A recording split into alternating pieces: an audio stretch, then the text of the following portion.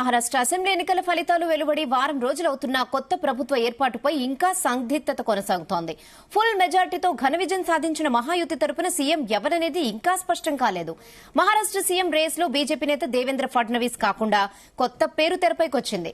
సీఎంగా కొత్తగా బీజేపీ నేత కేంద్ర సహాయ మంత్రి మురళీధర్ మోహోల్ పేరు వినిపిస్తోంది.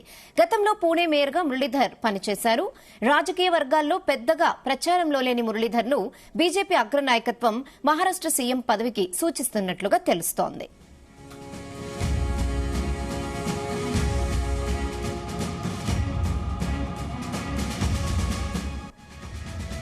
ఆపద్ధర్మ ముఖ్యమంత్రి ఏక్నాథ్ షిండే కూటమి ముఖ్య నేతల భేటీని రద్దు చేసుకోవడం ఇప్పుడు పెద్ద టాపిక్ గా మారింది. కొత్త ప్రభుత్వంలో షిండేను పక్కన పెట్టేందుకు ప్రయత్నాలు జరుగుతున్నాయని ఆరోపించారు.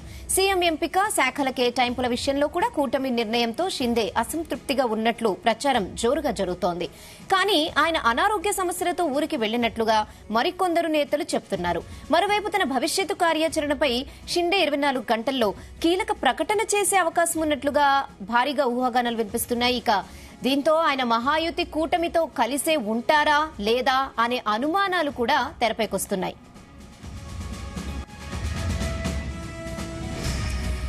ఇదే విషయంపై మరిన్ని అప్డేట్స్ మా ప్రతినిధి రాధాకృష్ణ అందిస్తారు. Radhakrishna. Good afternoon Rehana. Maharashtra result వచ్చి వారం రోజులు అవుతున్నా ఇప్పటికి కూడా అక్కడ సీఎం పదవిపై ఒక స్పష్టత రాలేకపోతుంది. ఏంటంటే మహాయుతి కూటమి బ్రహ్మాండమైన అక్కడ మంచి ఘన విజయం సాధించింది.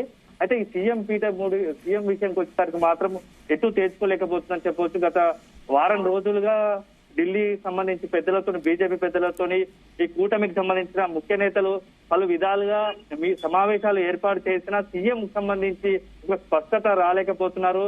ఎందుకంటే సీఎం రేస్ లో ఫడ్నవీస్ కావచ్చు, అదే విధంగా తాజాగా ఉన్నటువంటి ఆపద్ధర్మ ముఖ్యమంత్రి ఏక్నాథ్ షిండే కూడా ఆ రేస్ లో ఉన్నారు. సో దీనికి సంబంధించి బీజేపీ ఒక ఎటు తెచ్చుకోలేకపోతుంది. ప్రస్తుతానికైతే బీజేపీ మంచి విజయం సాధించింది. అంటే సింగిల్ లార్జెస్ట్ పార్టీగా ఉంది. సో ఈ బీజేపీ విజయం వెనుక మోడీ ఉన్నారు కాబట్టి ఈసారి సీఎం పదవి ఖచ్చితంగా బీజేపీ నుంచే ఉంటే బాగుంటుందని చెప్పేసి బీజేపీ భావిస్తుంది. అదే విధంగా అదే సమయంలో ఏక్నాథ్ షిండే మాత్రం కొంత దీనిపై అసంతృప్తిగా ఉన్నట్టు తెలుస్తుంది. ఎందుకంటే నేను సీఎం గా ఉండి శివసేన నుంచి బయటకు వచ్చి బీజేపీకి మద్దతు ఇచ్చి ప్రభుత్వాన్ని ఏర్పాటు చేశాము. నా యొక్క పరిపాలనలో కూడా ఎక్కడ డిస్టర్బ్ లేకుండా అభివృద్ధి జరిగింది. సో ఇప్పుడు ఈసారి కూడా అంటే నేను సీఎం గా ఉండి ఎన్నికల బరిలో నిలిచినాం కాబట్టి ఈసారి కూడా నేనే సీఎం కావాలని చెప్పి ఏక్నాథ్ షిండే భావిస్తున్నారు. అయితే ఈ మొత్తం కూడా ఈ సంబంధించి ఇష్యూలో పీఠముడి నడుస్తా ఉంది. అయితే ఏక్నాథ్ షిండే మాత్రం ప్రస్తుతము ఈ పరిణామాల మీద తీవ్ర అసంతృప్తిగా ఉన్నట్లు తెలుస్తా ఉంది. ఎందుకంటే బీజేపీ సీఎం రేస్ లో ఉంటారని చెప్పడంతో ఏక్నాథ్ షిండే కొంత తన వర్గంతో భేటీ అవుతున్నట్టు తెలుస్తుంది. ఇప్పటికే ఢిల్లీకి వచ్చి మోడీతో కావచ్చు, అమిత్ షాతో కావచ్చు పలుసార్లు సమావేశం ఏర్పాటైంది. అయినా అక్కడ స్పష్టత రాలేదు. సో దీంతో ఏక్నాథ్ షిండే తన భవిష్యత్తు కార్యాచరణ ప్రకటిస్తాడా అని చెప్పేసి మహారాష్ట్ర పెద్ద ఎత్తున చర్చ జరుగుతా ఉంది.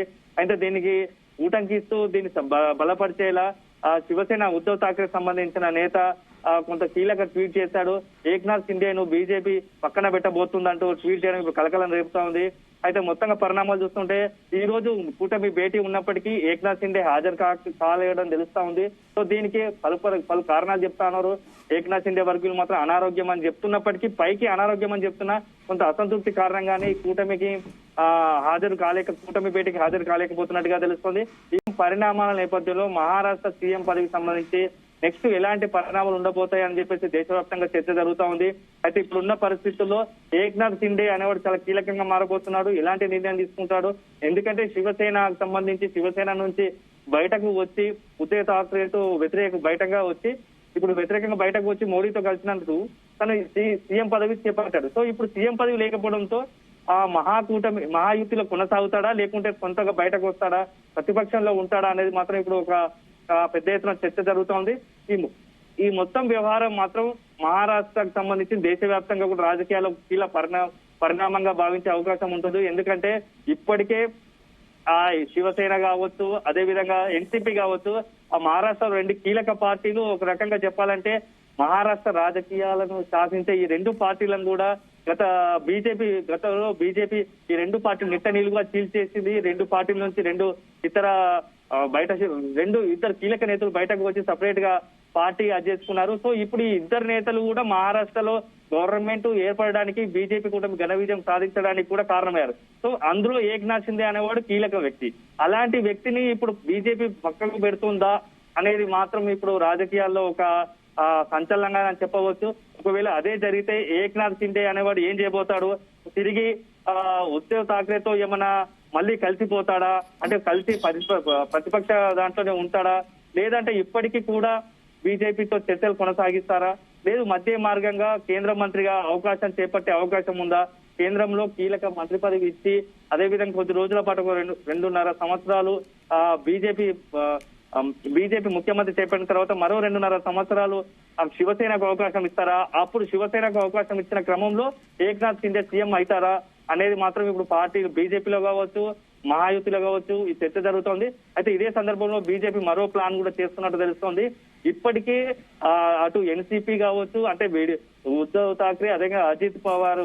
ఎస్ రాధాకృష్ణ, అంటే దేవేంద్ర ఫడ్నవీస్ పేరు బీజేపీ నుంచి కన్ఫర్మ్ దాదాపుగా అనుకున్నాం. అయితే ఇప్పుడు కొత్తగా మురళీధర్ మోహల్ పేరు వినిపిస్తోంది. సో దీనిపై ఎలా చూడొచ్చు? అంటే ఆయన పేరు ఎందుకు ఇప్పుడు కొత్తగా తెరపైకి వస్తోంది? అంటే ఫడ్నవీస్ విషయంలో కొంత అజిత్ పవార్ కావచ్చు, అదేవిధంగా ఏక్నాథ్ షిండే కావచ్చు కొంత అసంతృప్తిగా ఉన్నట్టు తెలుస్తుంది. ఎందుకంటే ఫడ్నవీస్ గతంలో CM Eknath Shinde deputy CM గా చేశాడు. సో మహారాష్ట్ర రాజకీయాలు గతంలో వీళ్ళ మధ్య ఒకటే అంటే తీవ్ర అంటే పొలిటికల్ గా కూడా వీళ్ళ మధ్య కొంత చిన్న విభేదాలు ఉండేవి. అదే విధంగా ఇప్పుడు ఒకవేళ ఏక్నాథ్ షిండేకు అజిత్ పవార్ కావచ్చు, ఫడ్నవీస్ అనేవాడే సీఎం గా చేపట్టడం ఇష్టం లేకపోవడం వల్లనే ఇదంతా ఈ రాజకీయం కొనసాగుతుందని చెప్పవచ్చు. అదే ఒక రకంగా ఏక్నాథ్ షిండే సీఎం చేపట్టడానికి అడ్డంకులు ఏవే ఉన్నాయో అదే విధంగా అదే సందర్భంలో ఈ ఫడ్నవీస్ సీఎం అవుతాననే మాత్రం కొంచెం జీర్ణించుకోలేకపోతున్నారేమో అనిపిస్తోంది. దీంట్లో భాగంగానే ఏక్నాథ్ షిండే ఏమైనా మధ్య మార్గంగా ఫడ్నవీస్ కాకుండా మిగతా ఎవరిని వేరే వారు బీజేపీ నేతలను ఎవరైనా పెడితే సీఎంగా పెడితే తాను అనుకూలము, తాను ఒప్పుకుంటానని ఏదైనా సంకేతాలు ఇచ్చాడా? ఇదే క్రమంలోనే ఇప్పుడు మురళీధర్ పేరు తెరపైకి వచ్చిందా అని చెప్పేసి కొంత చర్చ జరుగుతూ ఉంది. ఎందుకంటే ఇప్పుడు మొత్తానికి మహారాష్ట్ర రాజకీయాలు మాత్రం ఒక రకంగా దేశ రాజకీయాలు కీలకంగా మారబోతున్నాయి. ఈ 2-3 రోజుల్లోనే, అంటే దాదాపుగా వారం రోజులకు సంబంధించి అవుతుంది. ఇప్పటికి కూడా గంత పెద్ద ఎత్తున విజయం సాధించి కూడా సీఎం అలాగే షిండే వర్గం ఏం చెప్తుంది? నిజంగానే అనారోగ్య సమస్యలతోనే ఆయన రాలేదంటారా? వేరే కారణాలు ఏమైనా ఉన్నాయా అనుకోవచ్చా? అంటే షిండే వర్గం మాత్రం కొంత తీవ్ర అసంతృప్తిగా ఉంది. ఎందుకంటే షిండే నేతృత్వంలోనే ఎన్నికలకు వెళ్ళాము. షిండేను చూసే అంటే షిండే ఒక బీజేపీ ఈ రోజు మహాయుతి అధికారంలోకి వచ్చిందంటే అందులో షిండేదే కీలక పాత్ర. అలాంటి తరుణంలో సీఎం గా ఉన్న అతన్ని పక్కన పెట్టడం కరెక్ట్ కాదు. అట్లాంటి పరిస్థితే వస్తే మా ఆలోచనలు మాకున్నాయి. ప్రస్తుతానికైతే మేము బీజేపీ నుంచి స్నేహభావంతో కొనసాగుతాము, మద్దతుగా ఉంటుంది. అదే విధంగా కూటమిలో భాగంగా కూటమితో ఉన్నాము ప్రస్తుతానికైతే. కానీ ఒకవేళ బీజేపీ కనుక మమ్మల్ని పక్కన పెట్టే ఆలోచన వస్తే మాత్రం మా ఆలోచనలు మాకుంటాయి. మేము కూడా బీజేపీకి ప్యారలల్ గా మేము కూడా రాజకీయాలు మొదలు పెడతామని చెప్పేసి కొంత ఏక్నాథ్ షిండే వర్గంలో అనుచరులు చెప్తా ఉన్నారు. అయితే బీజేపీ కూడా కొంత చూసినట్టు ఏక్నాథ్ షిండేకు మోదీ, అమిత్ షా స్థాయి లాంటి వ్యక్తులు కూడా పిలిపించుకొని మాట్లాడినా కూడా ఏక్నాథ్ షిండే మాత్రం ఏమాత్రము కాంప్రమైజ్ అవుతున్నాడు తెలుస్తలేదు. ఎందుకంటే సీఎం పదవిని వదిలిపెట్టుకోవడానికి ఏక్నాథ్ షిండే ఎట్టి పరిస్థితుల్లో ఒప్పుకోవడం లేదు. ఏదైనా ఒకవేళ 2 సంవత్సరాలైనా ఫస్ట్ మొదటి విడత నేనే 2 సంవత్సరాలుగా సీఎం ఉంటాను, తర్వాత మీరు ఫడ్నవీస్ కైనా లేదంటే బీజేపీ ఎన్సీపీ ఎవరికైనా ఇచ్చుకోండి, కానీ ఫస్ట్ మాత్రం నేనే సీఎం గా ఉంటా అని చెప్పేసి కూడా మోడీకి అదేవిధంగా అమిత్ షాకు కరాఖండిగా తెగేసి చెప్పినట్టు తెలుస్తోంది. దీంతోనే ఈ మహారాష్ట్ర సీఎం పై పీఠముడి కొనసాగుతుందని చెప్పొచ్చు.